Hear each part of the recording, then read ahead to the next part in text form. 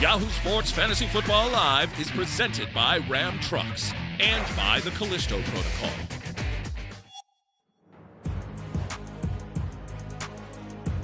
Hello and welcome to Week 14. Week 14, how did we get here? I don't even remember the other 13 weeks. It's Fantasy Football Live here on Yahoo Sports. I'm Andy Behrens, joined by reception zealot Matt Harmon in Los Angeles, and by daily fantasy dominator Tank Williams in San Francisco. Guys, plenty of stuff has to go right for most of us this week. We got 6 teams on bye in Week 14, which is an absolute joke, a total scheduling nightmare. Anyway, who do you guys think will be a bye week hero? Obviously, we both would have said Baker Mayfield. He would have been the easy call, but he already played, so we can't use him. Tank, we'll start with you. Man, I'm going with Deontay Foreman, and he's just not a bye-week hero. He's just been a straight-up hero since we put him off the waiver wire heap a few weeks back. It seems like this dude gets a ton of volume when we expected Chuba Hubbard to be in the mix. He has a magically delicious matchup against the Seattle Seahawks this week, so I don't see any reason for him not to continue his domination in that Carolina Panthers backfield. I believe my man Deontay Foreman saves the day once again for fantasy owners. Love that call. Hope it's right. Matt, who is your bye week hero? Yeah, super glad that we planned this segment because I definitely wasn't going to talk about the Panthers in this moment here. But I'll go ahead and pivot to a wide receiver who has sort of been a little hit or miss since he returned to the lineup from injury, but I do think is a top 30 play with all these bye weeks. You know, a guy in Michael Gallup going against the Houston Texans. Now, I know the Texans are obviously way, way worse as a run defense. We certainly have risks with Dallas where, hey, they get up to a big lead like we saw the Dolphins do and they just pull everybody out at halftime. That's certainly possible. Michael Gallup, though, gets in the box 2 times last week. I could see him hitting a couple big plays and scoring in this one. He's a guy that I am certainly counting on for a lot of my fantasy teams to push me past the absence of some other great wide receivers this week. For me personally, I wouldn't really mind if that Detroit-Minnesota game hit the over by like halftime. It's 51.5 right now. I am playing either Kirk Cousins or Jared Goff in just a scandalous number of leagues, a shocking number of leagues. Scandalous. That has a little bit to do with Lamar Jackson and has a lot to do with my own bad choices. Both of these defenses have been super generous against the pass all season. Minnesota will take the ball away from you, but they allow a lot of yards. So again, I need a little Goff, I need a little Cousins. But I need healthy players too. So let's take a look at the latest injury information from around the league. We'll start with Giants running back Saquon Barkley. He's active today against Philadelphia. He was a game-time decision. Seemed like he was going to be a 50-50 call. Has a neck injury, but he is going to play. Browns receiver Amari Cooper is active today against Cincinnati. That's good news. He's been dealing with a hip injury. It does not look as if Kenneth Walker will be able to go this week for the Seahawks. He missed practice with an ankle injury. Reportedly not suit up today. Receiver DK Metcalf, however, is expected to be active for Seattle against the Panthers. Finally, Leonard Fournette listed as questionable this afternoon against the Niners. Adam Schefter reported he is expected to play through the sore foot that kept him out of practice on Friday. All right, plenty of ways to reach us this morning. You can send your questions on Twitter using the hashtag AskFFL or toss a question in the chat. We'll answer as many as we can. Scott Pianowski is answering questions all morning long, live on Twitter as well. He's going to join the show in just a moment. But first, it's time to turn to the flex position and our Built to Serve picks, brought to you by Ram Trucks. They're redefining what a truck can be and do every day, with plenty of power, capability, and durability. Each week, we're picking players that align with these quality traits that can lead your fantasy lineup into a winning position. Tank, who is looking capable this week? I'm going with Mike Williams. He's always capable of it, but he isn't always available. But it seems like that ankle may finally be stable enough for him to take advantage of this matchup and a potential shootout against the Miami Dolphins. Like the Miami Dolphins defense, they're in the middle of the pack as far as their ability to stop fantasy wide receivers. But what I like most importantly about this matchup is that both of these offenses are coming in here with their hair on fire. They both lost games that they felt like they should have won last week, and it's up to those quarterbacks to get these offenses back on track. And I believe for Justin Herbert, Mike Williams is going to be a big part of that. I understand some people may be a little gun shy because he left the Kansas City game early, but don't be scared to plug in my cousin Mike. I think he's back on track this week. All right, my pick for durability, you teased it at the top, Tank. It's going to be Deontay Foreman. Absolutely love him this week. He started out the practice week with a little bit of a foot issue, but he practiced in full on Friday. Doesn't carry an injury designation going into the week at all, so I can tell you that his feet are durable. We know that much. He's actually gone for over 100 rushing yards in 4 of his last 6 games. He's getting huge touch totals, which you love to see. So he's basically the centerpiece of this offense. And then the matchup this week, it's fantastic. It's Seattle. Seattle is near the bottom of the league against the run overall. They give up 4.9 yards per carry. They give up 155 rushing yards each week. And Foreman averaging 4.5 on the season. That's a career high. I think he's just a spectacular play this week. Tank, talk to me about power. Man, it seems like every time I have power in this segment, I'm going with the same guy, and it's Isaiah Pacheco. And if you want to know what Derrick Henry's stiff arm looked like personified, it's this dude, Isaiah Pacheco. It's power. It's anger. It's trying to put you on the poster if he catches you slipping. And this week, the Denver Broncos have the pleasure of avoiding the highlight on the behalf of the angriest runner in the league. I believe this potential game script is so lovely for the Kansas City Chiefs today. They're 9.5-point favorites against the Denver Broncos. They're likely going to be playing from a huge lead, which means this dude is going to have a lot of volume as he powers his Chiefs team to a dominating win against the Denver Broncos. I really like the setup for Isaiah Pacheco this week. Oh, please be right. I need it. All right, get those guys in your rosters and be sure to check out the entire game-changing Ram lineup at ram.com. All right, we've already done a lot of complaining about Week 14. We probably will complain about it a little bit more with all these bye weeks. So let's do something different here. Let's look past Week 14. Let's look a little bit into the future. Joining me to do that is the great, the wonderful, the excellent Scott Pianowski here to talk about some running back playoff schedules, Week 15 and beyond. Scott, let's get it started with a guy who's already played this week, an LA running back, Cam Akers, who's suddenly back in the circle of trust, maybe? Yeah, Cam Akers is starting every week with double-digit touches in his back pocket. He's got goal line equity. I was shocked that Baker Mayfield was actually a competent quarterback in that comeback win on Thursday. And look at the schedule. You get the Packers in Week 15. They've had problems stopping the run. And the Chargers, if you get to Week 17, they've been a giveaway. Well, a lot of these great playoff schedules I'm focusing on are going to have Charger games coming up. So Cam Akers, man, I don't care what you thought of Cam Akers before the season. I don't care if you thought about cutting him in the middle of the season when it seemed like the Rams had soured on him. I know the Rams have a bottom 5 offense right now, but Cam Akers has most of the touches in this backfield to himself. He's going to be on some of my playoff. I'm going to need Cam Akers in December, and maybe he's not going to carry you to a championship. I think he'll be a solid running back too for the rest of the season. Hey, if you thought about cutting Cam Akers in the middle of the season, you aren't alone. Don't feel bad. His NFL team, his actual team, thought about doing the same thing. Hey, Scott, you're a real smart guy. You absolutely nailed the Alvin Kamara fade this year. He has probably been quietly one of the biggest busts of the entire fantasy season, yet he does at least have a decent setup when he comes off his bye week to have a nice end of the season. Yeah, the Falcons, the Browns, and the Eagles to come. I know the Eagles have done some things to try to improve their running defense. The game you really like in that slate is Cleveland, just giving it up. Even Dameon Pierce had a whiff of relevance last week. They have not stopped the run at all this year.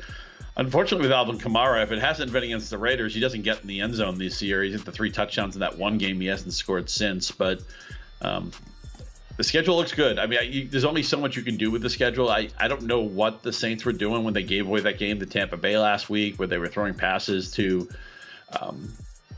people other than Kamara. Really, they really had to try hard to give away that game. We've seen a lot of that recently in primetime games. How did the Raiders lose Thursday? How did the Saints lose Monday? But I think Alvin Kamara is going to be inside my top 15 the rest of the season. I'm not comfortable ranking him there, but obviously a lot of attrition at the running back position, and I think he's going to have, 15 touches a week. We'll take that. Yeah, we'll take that in some good matchups. Hey, the people that drafted Josh Jacobs this year, they look like they might be taking home a fantasy trophy here, not just because of what he's done, but potentially what's here to come. Yeah, well, the thing is, the schedule with Jacobs is actually really bad, but he's right now at the top of the list of the Yahoo MVPs, the players who show up the most on the top 500 Yahoo public league teams. Jacobs is far and away the leader on that list, and then Travis Kelce is the second guy. These are the right answers of your fantasy season. But the playoff schedule doing no favors for Jacobs. He gets the Patriots. Hopefully you have a bye and don't have to worry about the game. It's the Steelers and the 49ers. A couple of meat grinders. Both of those defenses getting healthy at the right time. At least with the Raiders, their concentration, their usage is so tight, right? If they score a touchdown, you almost know it's Jacobs or Devontae Adams. So I'm not by any means telling anybody to sit Jacobs. Just he may be a guy who drove you to the playoffs. I'm not sure he'll be the guy who actually drives you to the championship. You have to keep playing him. But his schedule does get tougher at the most difficult time of the year. Yeah, it sounds like he avoided a big injury on Thursday night, which, thank God, we definitely do not need to see that happening. Speaking of injury, Scott, Jonathan Taylor. I know you have railed on the people who, tried to make you feel bad for taking Jonathan Taylor over Christian McCaffrey on the podcast. People should definitely check out our recap show, which we'll be publishing tomorrow morning. But talk to me about Jonathan Taylor and how he might finish the season this year. Yeah, I like it. I think he's going to make it up to you. Vikings, Chargers, again, a team we're really looking to pick on in Week 16. Then he gets the Giants in Week 17. I get it. The last time we saw the Colts, they were allowed 5,000 points against the Cowboys in the fourth quarter. But they've been a little bit more professional with Jeff Saturday. Obviously, Matt Ryan back under center the last month or so. I think Jonathan Taylor, you had to get to the playoffs maybe without the benefit of Jonathan Taylor for most of the season, but I think he's set up for a December to remember. And just one more running back take I'm going to give you. Derrick Henry's running in mud right now. Not only do I want to, you have to play Henry, I get it. I want to pick against the Titans this week, and I want to tell you right now, this is your hot take for 2023. Do not draft Derrick Henry next year, okay? The carries have added up. He's in his late 20s. It's a very dangerous part of a running back's career. He's not going to be anywhere near my draftable board next year. I even the second round, I'm just going to let somebody else have Derrick Henry. He's had a great career, and I hate that we have to play fantasy football like an actuary sometimes. It's not fun. We want to root for our favorite players, but it wasn't that long ago that Le'Veon Bell was the best running back, or Todd Gurley was the best running back, and those guys couldn't even get to their 30s and still hold their relevance. So if you take nothing else from what's going to happen in December, do me a favor. Do not draft Derrick Henry next year. Time sneaks up on you quick here when you play fantasy football. Our time is sneaking up here quick, Scott. We got to get you back to people to answer some Twitter questions. But before we do, I know you won't brag about yourself, so I'm going to brag about you here. Scott, you're 40, 22, and 3 in your picks against the spread this year. You've been absolutely dominating, just throwing heaters every single week. Tell the people where they can find your darts to be thrown every week, bro. I mean, you've been absolutely crushing it this year. I appreciate that. Yeah, well, thanks to the Denver Broncos under, which has been basically my Christmas club. But I always put my dart picks to Twitter, and I'm calling for that game to go under again. It's not that the Chiefs won't put up their points, but the Broncos have a great defense, and they usually don't turn the ball over. It's a great script for an under. So let's get some more Christmas presents under the tree from the Broncos under, and hopefully we haven't jinxed me by mentioning the 40-22 record, because this game will humble you. I just hope I'm not humbled in Week 15.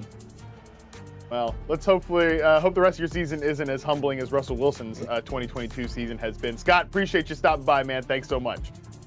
Good luck, fellas. All right, it's Bring the Props time. This is quickly becoming America's favorite segment. It's certainly my favorite segment. You guys know the drill. We each discuss a favorite NFL prop bet, then decide if we like the over or the under. Tank, start us off this week. Yeah, I'm going with Isaiah Pacheco over 66.5 rushing yards. Have you heard of him? Did I just talk about him? And if you haven't heard, he's going against the Denver Broncos and Mr. Unlimited. But if that's not enough to prove it, he's gone over this number in 3 of the last 4 games, and he would have gone over in 4 of the last 4 games, only by missing it by a yard in one of those games, man. It's unbelievable. Josh Jacobs ran for 109 yards. Deontay Foreman ran for 113 yards against his defense. Andy, are you willing to fade Pacheco rolling through the Denver Broncos defense like Melvin Gordon in the white Bronco rolling out of Denver on social media? No, I cannot fade him. First of all, I'm starting him all over the place. I need a big week from Isaiah Pacheco. It's a great matchup. I mean, this is generally how you beat. I mean, it's the Chiefs, so all the rules go out the window, and Patrick Mahomes is still going to throw all day. But this is generally how you beat the Denver Broncos. And Pacheco all of a sudden getting 17, 18 touches per week. That's been the case for the last month or so. So I am going over here as well. Matt, do we make it a sweep? Yeah, we make it a sweep, man. I'd love to go against you guys. I'd love to differentiate here. I mean, maybe I should just for trying to win the segment and stuff like that, but I gotta go over here. Like you said, it's mostly game script induced. Like all these running backs run it all over Denver. It's not as if they don't have a good defense, not as if they don't have some dudes up front. It's just I don't feel confident that Russ is going to be able to build.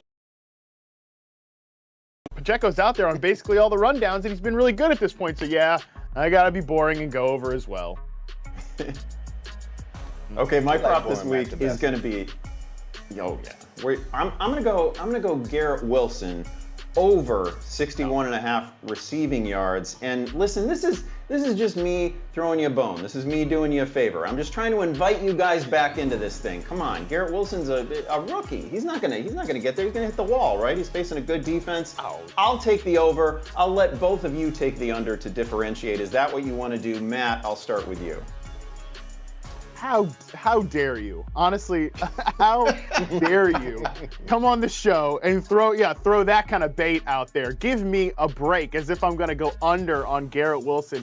Fine, Andy, just go ahead and build your lead, grind me and Tank into the dust, just throw us into oblivion. There's no way I'm going to come on this show, come on the internet, where there's trillions of people watching and take the under on a Garrett Wilson prop. No, I will also be going over and just basically handing you the crown, Andy. Go ahead. Tank, trillions of people watching us right now. That's a big number. Are you going over or under? That is a huge number. Man, I got to go over as well. Like, I wish I could go under, but I've been researching the hell out of Mike White. And when you look at it, teams have had some success against that Buffalo defense. And guess what? They don't have Von Miller anymore either. We saw like what Kirk Cousins was able to do with Justin Jefferson and all those guys. Garrett Wilson is trying to become like one of those dudes on the outside. He's taking like these little short routes and breaking them for big chunk yardage. Man, I cannot go against this dude. Harmon loves him. You love him. Damn it, I love him too. He's going over. Yeah, I actually would have taken this at like 71.5. I think it's way too low. Matt, what's your prop this week? This segment stinks harder than the Tampa Bay Buccaneers season so far this year, but nevertheless, I am going to take the over on Chris Godwin, 5.5 catches. I know the 49ers defense is very, very intimidating, which I'm hoping, an old school classic Midwestern guy, blue collar fella like Andy Behrens is going to trust defense here. The San Francisco 49ers, they're great, Andy. Never mind that they allow the 6th most catches to slot receivers, the 5th most yards to slot receivers this year. Andy, the 49ers defense is so good, certainly you think they will hold Chris Godwin to just 5 or fewer catches. Please, you're going the under here, right? Right, Andy? Nope.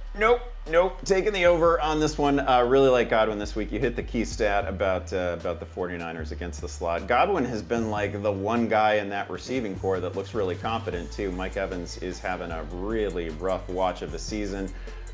Brady, though, still pretty good, still keeping it going at 45. So I think Chris Godwin has a good week here, maybe 7-8 catches in this one. Tank, do you agree? You taking the over?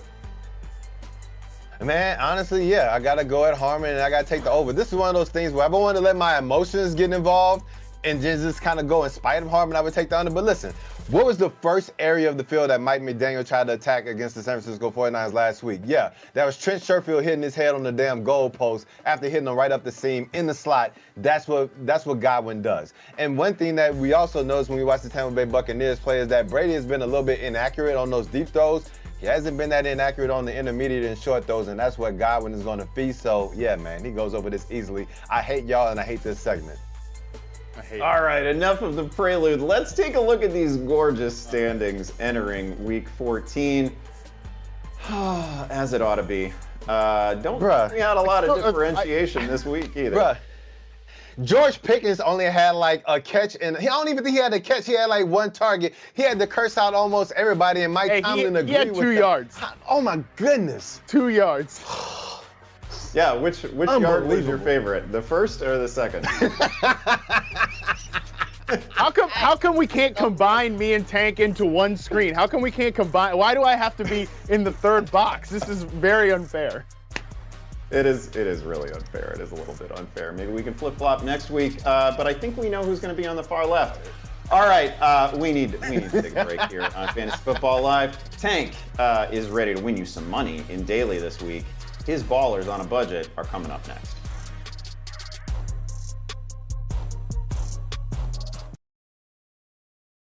You want your sports news in more than just a few characters? With the help of a bunch of different characters? You play better than me, I respect this like you. He beat us, yes. I'm not a ball player. Prince had hops. Hosted by everyone's favorite character. Only time will tell if that's a lie or a big-ass lie. You're Calais Campbell's brother, so Calais got the most sex that he has is on me. Give us 2 minutes and we'll give you The Rush. Weekday mornings on Yahoo Sports. Welcome to Mad Bets, everyone. I am Minty Beth alongside Jared Quay, Pam Maldonado. I'm Ariel Epstein. We've got a big Sunday night football game. It's time for some Monday night football. Jared, let's kick things off with you. What's your best bet this week? Oh, I love my bet with 5-star confidence. Ariel, you can call it a homer pick if you want. It's not. By the way, that probably will be in Prop Queen coming up on Sunday. I'm gonna be busting these babies out this weekend. Woo! You did that with your winning bets, huh? You've been on fire. That's what you buying with your winnings? Oh man, I love it.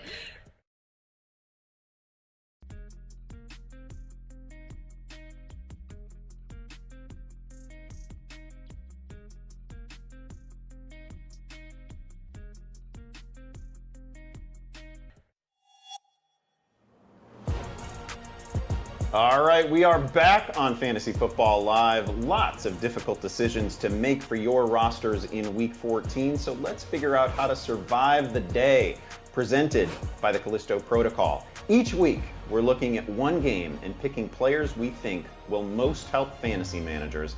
Let's target this Jets-Bills matchup. Tank, who are you looking at here?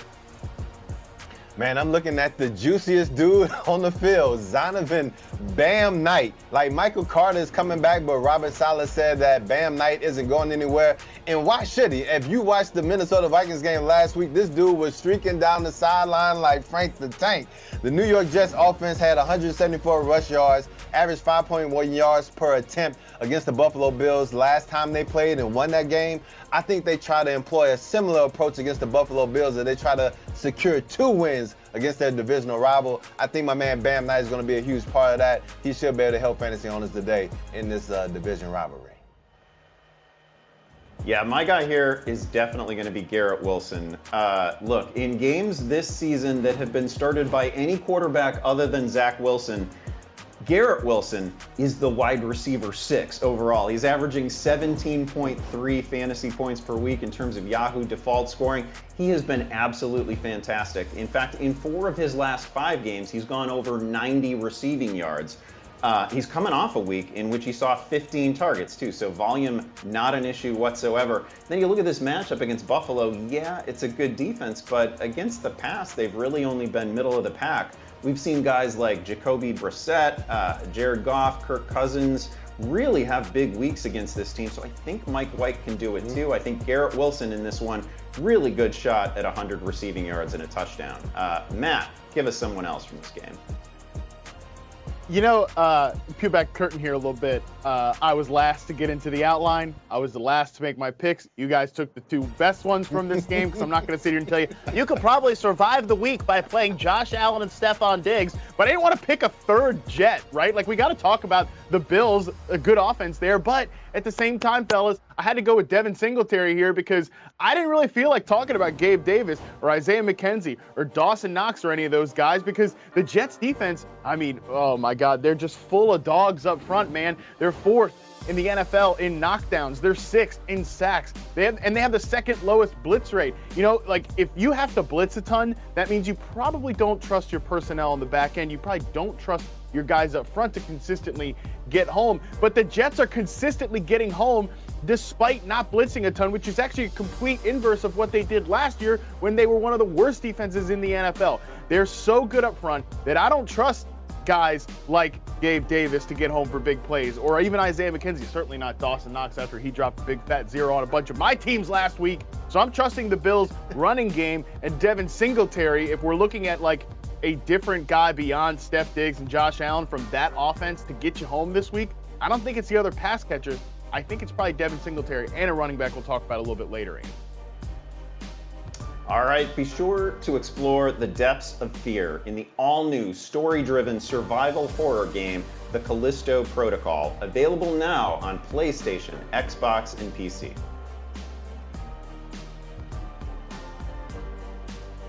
What it do, baby? It's your boy, Team Money, coming with my Week 14 Ballers on the Budget. Now we have Jared Goff versus the Minnesota Vikings. He's $28.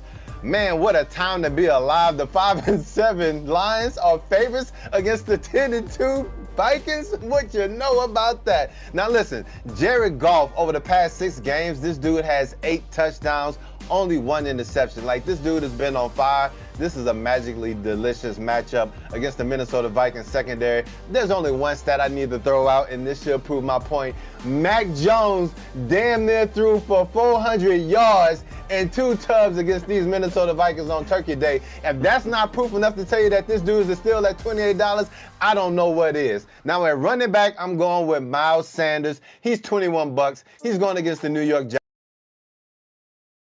giving up an average of over 160 yards in their last 3 matchups. Now, understand this dude only had like 10 carries and 24 yards rushing in the last game. But in that game against Green Bay, 21 carries, 143 rushing yards, and 2 tubs. I think this matchup is more like the game against Green Bay than what we saw last week when A.J. Brown got a dude fired in Tennessee. Now, at wide receiver, I'm going with Mike Evans. He's at San Francisco. He's $19. We understand that the way to attack that San Francisco 49ers defense is through the air. We saw that Tua was able to do it, even though he was wildly inaccurate last week. He was able to do it on a number of occasions to Tyreek Hill and to Trent Sherfield. I feel like this may be the week where he finally connects with Mike Evans. Brady is coming home possibly for the last time to play in front of family and friends. We know he's not going to try to go out with a whimper. If there's any time you want to buy a dip, it's this week with Brady, and it's this week when Mike Evans is in the teens, when this dude is normally damn near $30. And that tight end, I'm going with Greg Dulcich, the UCLA cat. He's going against Kansas City. He's $13, and I can't believe I'm riding with someone connected to Mr. Unlimited. But we already talked about it. They're going to probably be playing from way behind because guess what? Patrick Mahomes and the Kansas City Chiefs offense, they're pissed off after losing the game to the Cincinnati Bengals. I feel like they're going to take out all of their frustrations on the Denver Broncos, which means that Russ is going to have to pitch the ball around the park a little bit. There's no Cortland Sutton, so if he's not throwing it to Dosage, the only other guy he has to throw it to Jerry Jeudy, so that's why he could be a decent play at $13. So remember, the T is for the money, and the money is something that you will not have in your wallet if you do not get these dudes in your lineup. Now I'm gonna go ahead and throw it over to my man with the best hair in the business, Matt Harmon, as he and my boy Rev get ready for a fantasy face-off. Yep, Andy, let's get into it here. This is the segment where we take one of the hottest pickups of the week and pit them against some established players that you've been maybe maybe a little bit trusting. It's hard at running back. It's hard to trust any of these guys, but maybe trusting throughout the course of the season. Let's get it started here with James Cook, our guy featured this week against his very same teammate, Devin Singletary, who I talked about a little bit earlier. So straight up, Andy, do you prefer James Cook, who sort of took over, at least maybe seemingly took over the backfield or took a step forward in the backfield last week? Or are we sticking with the reliable guy here, Devin Singletary? Yeah, trust might be a little strong. I don't know that we're actually talking about anybody that we fully trust in this segment, but I think I trust James Cook a little bit more than I do Singletary. You mentioned it. These guys basically split snaps last week. Cook had the kind of week that I don't think I expected him to have all season. Really, like 20 touches, 6 catches, over 100 scrimmage yards, and to do that with Singletary in the mix was really something. For me, the separator between these two is the receiving volume that is coming Cook's way. He caught 6 passes last week. He's got 11 targets in his last 2 games. We're only seeing 1 or 2 targets each week for Devin Singletary. I think he only has 4 receptions in his last 4 games. So I'm just gonna let the receptions tip it in for James Cook. They're very close, obviously. Yeah, I think I agree with you that I think both these guys are kind of on the low end RB2, high end RB3 fringes, guys that you can play this week, but I might trust James Cook just a little bit more going forward. All right, next guy up here, we got James Cook versus Leonard Fournette. Man, people have been trying to get Leonard Fournette out of the mix all season long. He gets hurt, but he just keeps on coming back, Andy. He's still in our lives this week. Do you like James Cook or do you like Leonard Fournette more? Oh, I actually thought for a minute that he might just sort of get pushed to the side this week because he's got the foot issue, he's got a hip issue, he's got all kinds of things wrong with him. It looks like he's running in sand right now too, and then just a brutal matchup this week against San Francisco. So, based on the matchup, not that James Cook has the easiest matchup against a really frisky Jets defense, but I think I'm still going to side with James Cook here. I just don't like the way Fournette is moving right now. Rachaad White has plenty of life. He's splitting carries. Both of these guys are splitting carries and touches, so no advantage there. Slightest possible lean to James Cook. Yeah, just trust the Bills' offense also way, way more than I trust whatever's going on in Tampa right now. So, yeah, definitely give me James Cook over Leonard Fournette. Last one up here. And this one, I'm going to say this one feels pretty easy. You trust James Cook or Gus Edwards more? Let's keep in mind here that J.K. Dobbins is coming back this week.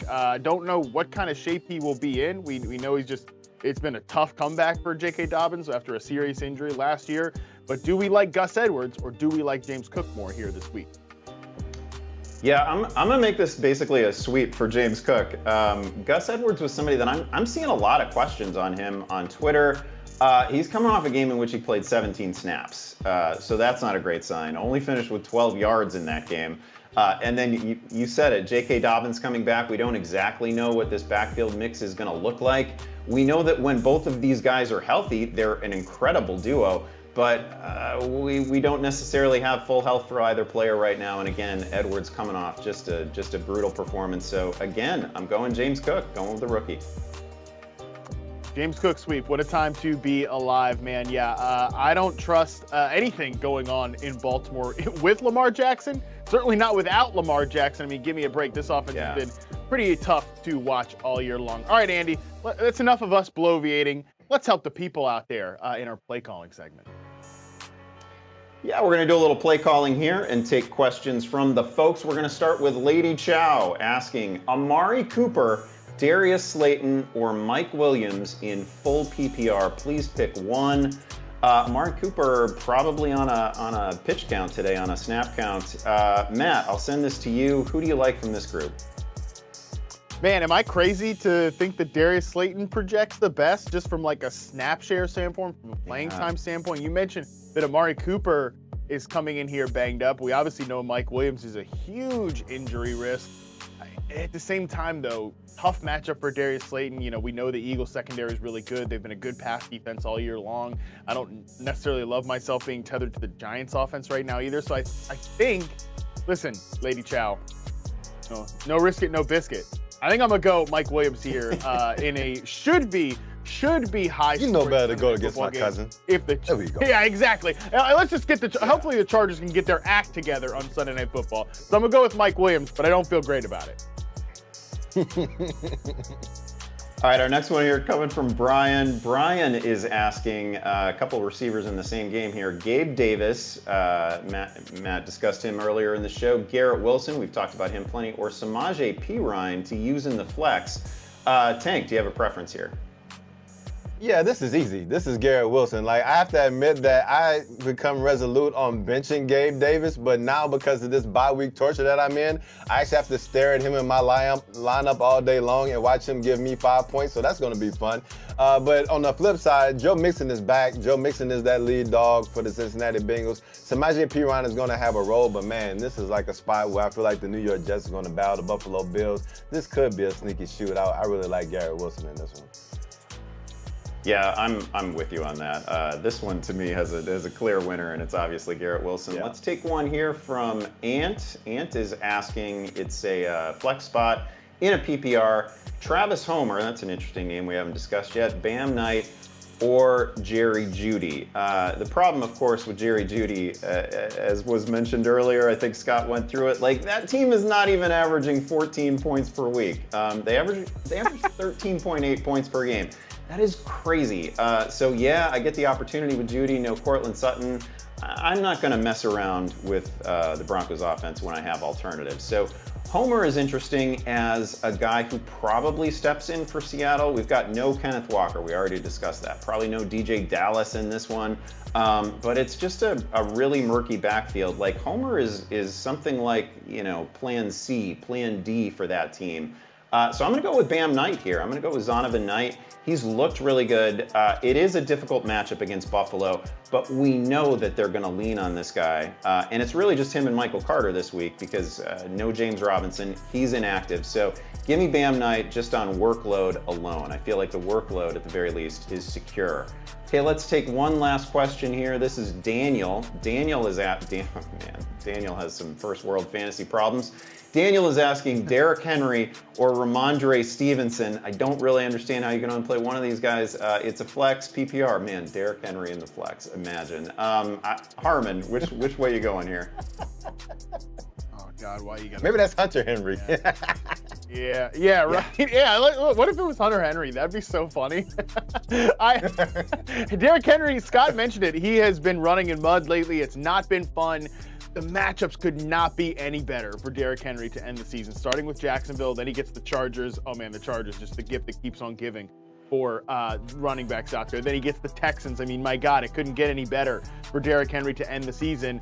But, man, am I crazy? In a full-point PPR format or even a half-point PPR format, I might rank Ramondre Stevenson ahead of Derrick Henry this week. So I think I'd probably play Stevenson there. He's just been getting like Alvin Kamara level usage in the backfield from a receiving standpoint. I think I'd have Stevenson ranked ahead of Henry this week, as crazy that is to sound. So Daniel, I hope you're asking about Hunter Henry versus Ramondre Stevenson. Hopefully you're in an all Patriots fantasy team. Because I'm gonna go ahead and say that you should definitely play Ramondre Stevenson over Hunter Henry, if that's what you were asking. Yeah, you just absolutely cannot sit Stevenson in full PPR. I think I agree with that. But apparently you could sit Derrick Henry. That's wild. Anyway, time for our next break here on Fantasy Football Live. Coming up, Pam Maldonado joins us in the Sportsbook for some primetime props. Don't go away.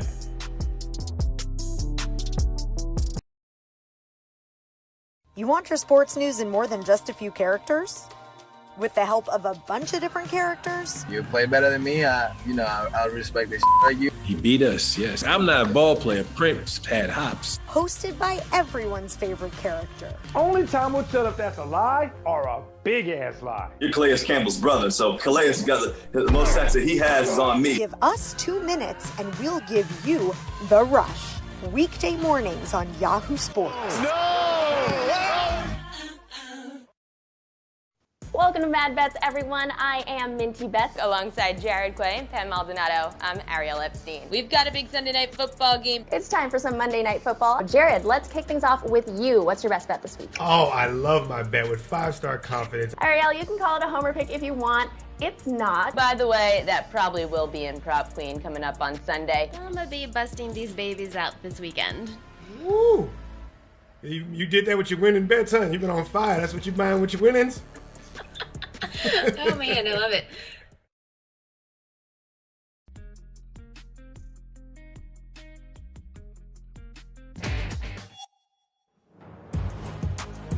All right, we're back here on Fantasy Football Live. In case you missed it, here are some injury updates for Week 14. Start with Giants running back Saquon Barkley. He is active this week. Came into the week with a neck issue. He's, of course, facing the Philadelphia Eagles this time around, but it sounds like he's going to be good to go. Browns receiver Amari Cooper active today against Cincinnati. He'd been dealing with a hip injury. Sounds like he's going to be on a snap count, but he is active. It does not look like Kenneth Walker will be able to go this week for the Seahawks. He missed practice with an ankle injury, will reportedly not suit up, but receiver DK Metcalf is expected to be active for Seattle today against the Panthers. And finally, Leonard Fournette listed as questionable this afternoon against the Niners. Adam Schefter reported he is expected to play through the sore foot that kept him out of practice on Friday. All right, let's get into believe or make believe, Tank. We'll discuss a couple of topics here and see if we buy buy the narratives out there, if we really believe this stuff. And I'll tell you what, Tank, I do believe that Jared Goff and Amon-Ra St. Brown can stay hot, man. These two have been great lately. I think it continues. Tank, as a matter of fact, shout out to the Athletic Football Show for this stat. This game where the Lions are favored over the Vikings is only the 8th time in the Super Bowl era where in week 14 or later, a above 500 team has been an underdog to a sub 500 team. And this is the only time it's come in a week that wasn't the last week of the season, like when a team was trying to, just get through, okay? Or they've already got their playoff stuff wrapped up. But you know what, Tank? I get it.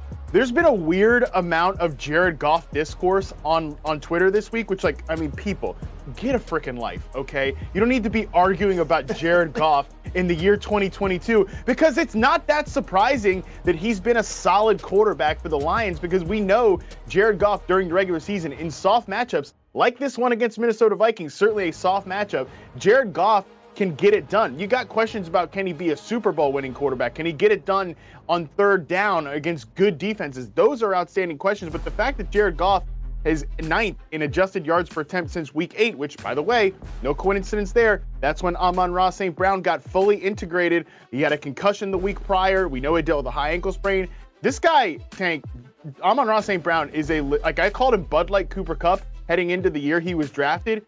He's just straight up Cooper Kupp now at this point. Like the skill set is almost perfectly overlap because this guy is so good. I think Amon-Ra St. Brown stays hot with the big game this week. I think Jared Goff stays hot with the big game this week. And frankly, do something better than arguing online about Jared Goff. Hey, how about the game you're about to talk about? That's going to be a lot of arguments online about this game coming up.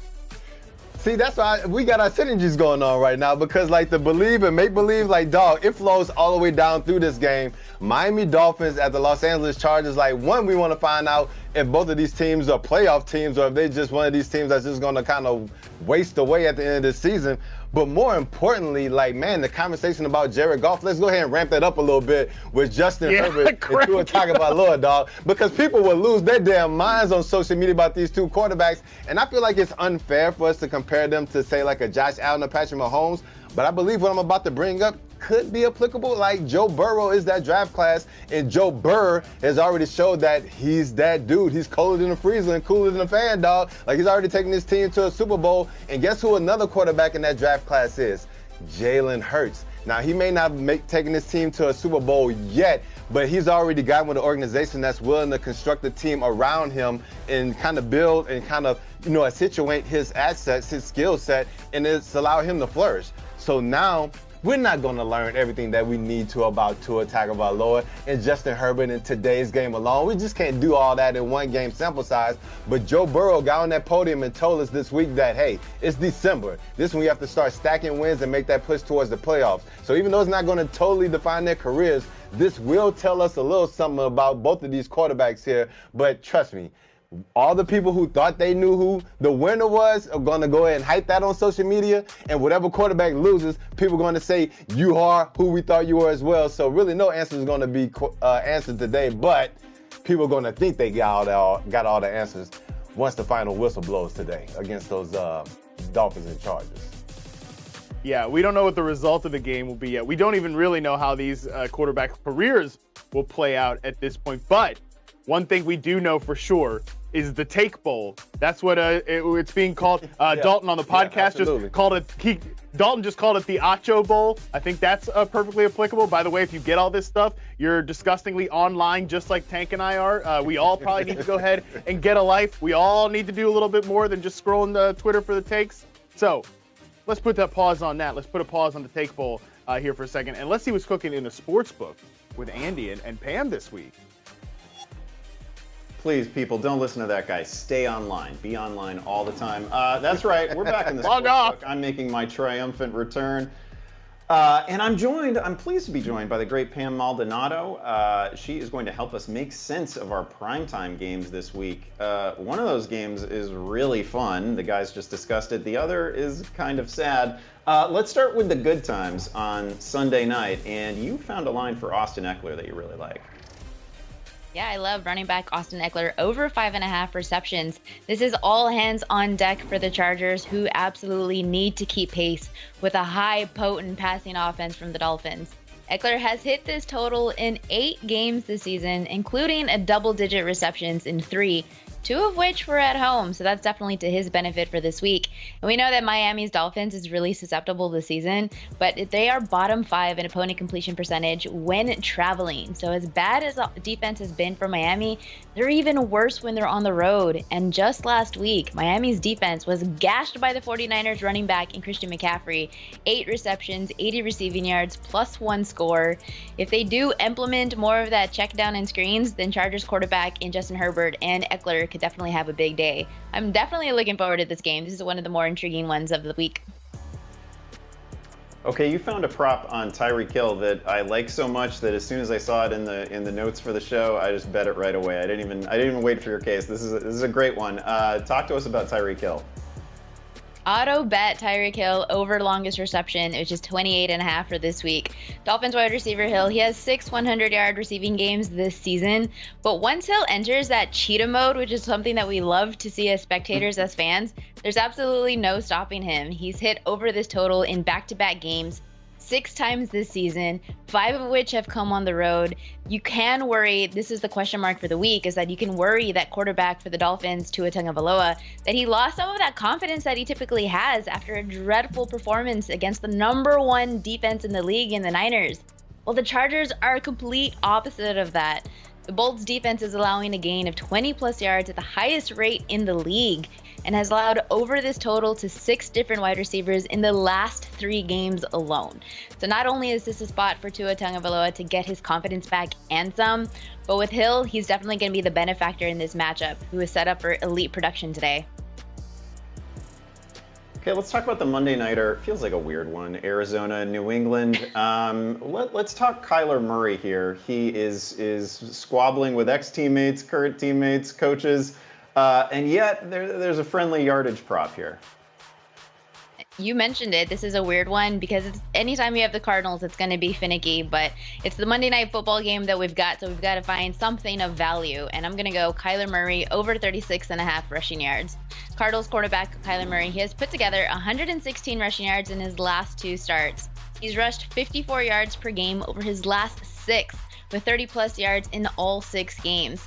His ground game is what helps him. His mobility is what makes him so unique within the league. And that's what's going to help keep the Cardinals offense competitive against the Patriots defense, who is posting the 3rd highest sack rate against opposing quarterbacks.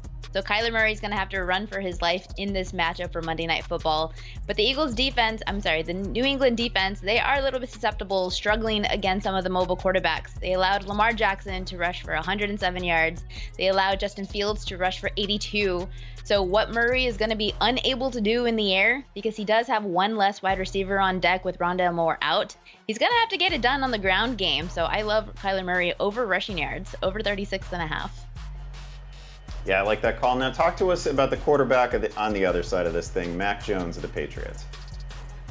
Mac Jones over 1.5 passing touchdowns. I'm calling this my flyer pick because it is getting plus money, and it's not something that we have seen typically this season.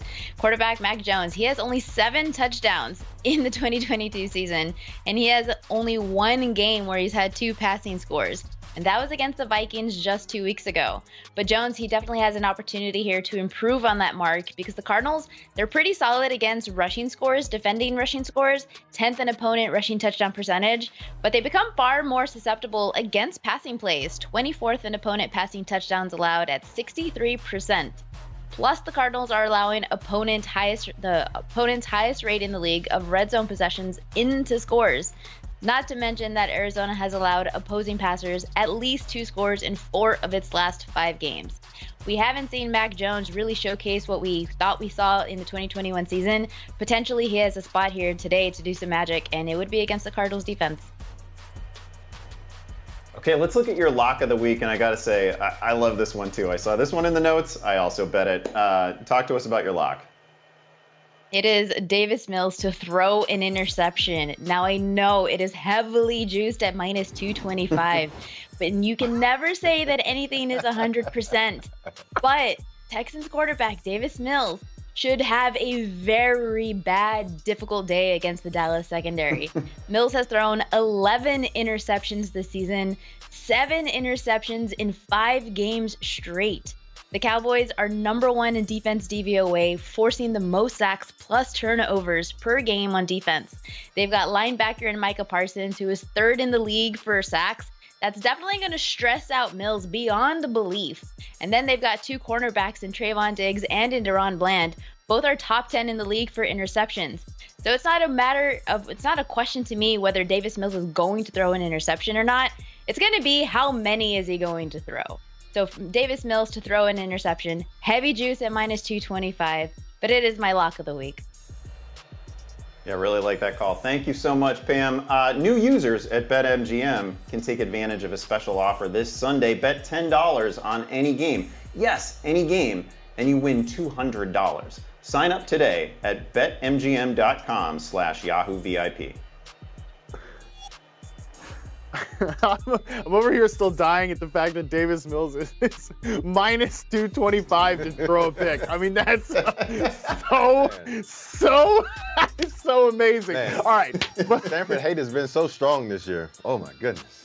Oh yeah, Tank. Well, I mean, what a time. What a time for you to be right back here with me, buddy.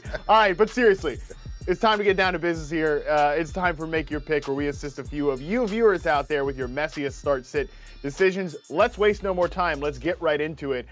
Big Pun wants to know a couple of these wide receivers, which one to start here. We've got a lot of guys I like this week. Marquise Brown, Adam Thielen, George Pickens, and Michael Gallup. Tank, we have to pick just 2. Like I said, a lot of good options here. Which way you leaning? Yeah, if I had to pick 2, I mean, honestly, you want to get some action in that Detroit Lions-Vikings game. So I think Adam Thielen is definitely a play just because you want some exposure to that game. George Pickens, he was wolfing a lot because he didn't get a lot of targets. I don't want to get burned twice, even though I think he could bounce back this week. So I'm going to go with Marquise Brown. You had a lot of Arizona Cardinals wide receivers missing practice for various reasons this week. He wasn't one of them. So and with Jalen Mills out for the New England Patriots and actually seeing how Buffalo is able to attack those Patriots cornerbacks, I feel like this could be a solid week for Marquise Brown, so give me those 2. Yeah, we didn't talk about Marquise Brown a lot. Obviously, they were on bye last week, but his usage the week before the bye was awesome. I think I might go Gallup over Thielen, but I hear your points about that matchup overall, the back-and-forth nature of it, which it will certainly not be back and forth with Mr. 225 to throw a pick there against the Dallas Cowboys. So you're probably right going with Thielen there, although I do like Michael Gallup as well. All right, next one up here, Arlac 17 says, in a standard league, that is important to remember. I'm assuming that's no PPR bonus, although the definition of standard these days is a little bit moving. Who knows, really? Let's old school standard here, Tank. Samaje Perine, James Cook, Latavius Murray, Najee Harris, Rachaad White. We have to sit 2 of these boys. Playoffs pending. They say thanks. You're welcome. Let's try to give a good answer here, Tank. 2 of them. Which one are we sitting? I think for me, with Joe Mixon coming back, I have to sit Samaje Perine. And then we've already talked about the lack of offensive anything with the Denver Broncos. And so when a team that's allergic to the end zone as they are, I'll probably have to sit Latavius Murray, even though he's getting a lot of volume in the run and pass game. Yeah, I don't know. If you got to start Latavius Murray, your team is not in a very good position. But, yeah, let's go ahead and with Murray there. I agree with you on that one. All right. Let's send it over to Andy for some more serious business and some last-minute sleepers. Yeah, we mentioned Hunter Henry a little bit earlier in the show, and I'm going to talk about Hunter Henry here as a potential fantasy flyer. Look, it's a tale as old as fantasy itself. Tight ends producing against the Arizona defense. This happens every year. It is certainly happening this year. So far on the season, Arizona allowing the most receiving yards and the most receiving touchdowns to opposing tight ends. So extremely friendly matchup here. And then you look at Henry, okay, it hasn't been great, but he's still seeing about 5-6 targets per week. He's getting red zone looks. He is going to convert at least one of those, possibly 2, this week against the Cardinals. Another name I really like, it's Tyler Huntley at Pittsburgh. Of course, he's going to be filling in for Lamar Jackson at least this week, probably next week as well. This matchup is fantastic. Pittsburgh on the season, the number 29 pass defense in the league, so there's opportunities here. And you look at Huntley last year, in games in which he played at least 80% of the snaps, he averaged 208 passing yards and 57 rushing yards. So we are getting a ton of production here. It's not going to look exactly like Lamar, but it's pretty close. It's about as good an impression of Lamar Jackson as you can possibly get. And that rushing floor makes him a very interesting fantasy option. All right, let me send it right back to Matt to see which famous NFL star he got to talk to this week. Yeah, if you haven't heard, we have a podcast.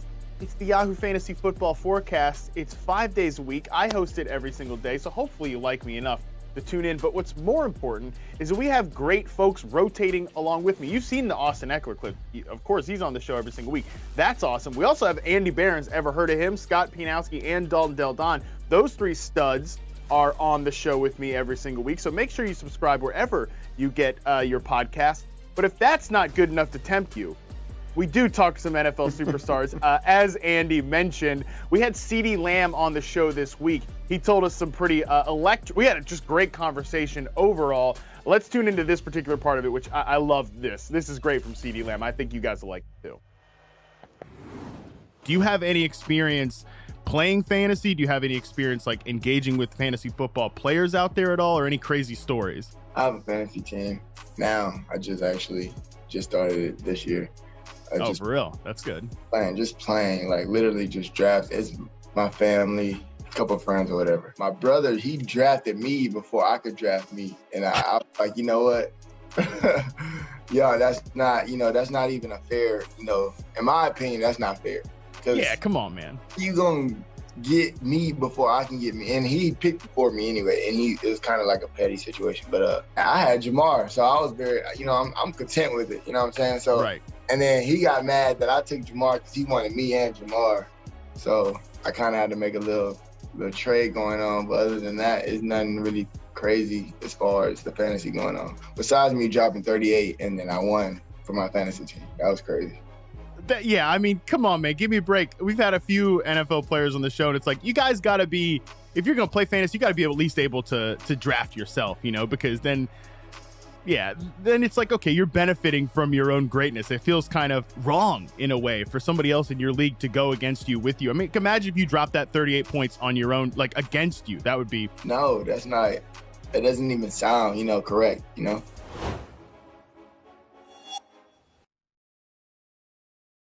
You want your sports news in more than just a few characters? With the help of a bunch of different characters? You play better than me, I respect the shit out of you. He beat us, yes. I'm not a ball player. Prince had hops. Hosted by everyone's favorite character. Only time will tell if that's a lie or a big-ass lie. You're Calais Campbell's brother, so Calais got the most sacks that he has is on me. Give us 2 minutes and we'll give you The Rush. Weekday mornings on Yahoo Sports. Welcome to Mad Bets, everyone. I am Minty Beth alongside Jared Quay, Pam Maldonado. I'm Ariel Epstein. We've got a big Sunday night football game. It's time for some Monday night football. Jared, let's kick things off with you. What's your best bet this week? Oh, I love my bet with 5-star confidence. Ariel, you can call it a homer pick if you want. It's not. By the way, that probably will be in Prop Queen coming up on Sunday. I'm gonna be busting these babies out this weekend. Woo! You did that with your winning bets, huh? You've been on fire. That's what you're buying with your winnings? Oh man, I love it.